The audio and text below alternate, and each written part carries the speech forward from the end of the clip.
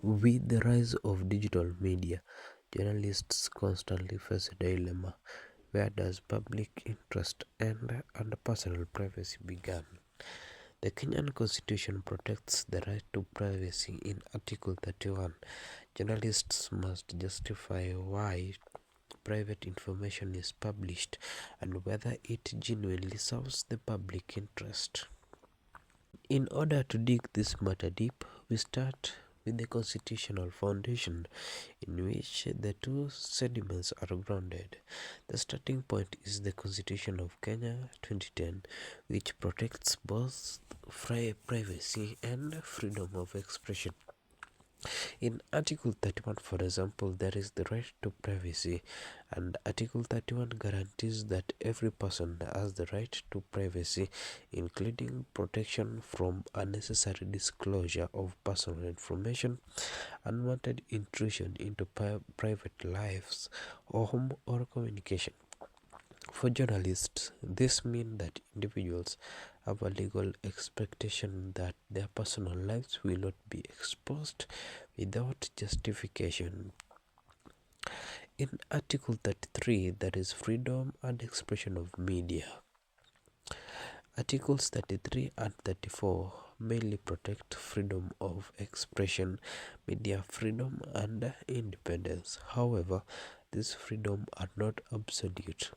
Article 33, Section 2 restricts expression that violates the rights or reputation of others, including privacy. Journalists must now weigh the public's right to know against an individual's right to privacy. There are also statutory laws that govern privacy. For example, the Data Protection Act, which is a law that regulates how personal data is collected, stored, used, or published.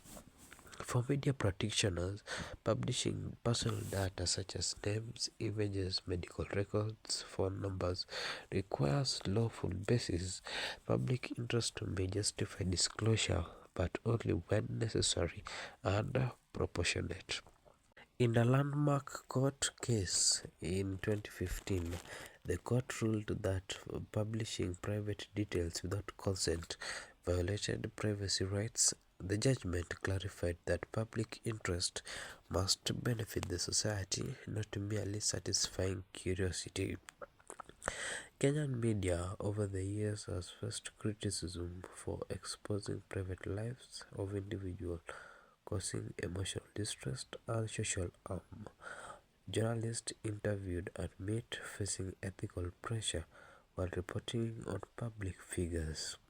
In order to deal with these ethical dilemmas in journalism must now ask these tough questions. Is the information necessary for the public accountability?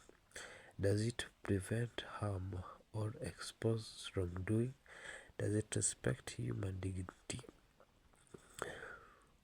Ethical journalism demands a careful balance between informing the public and respecting privacy. Therefore, public interest should always outweigh sensationalism.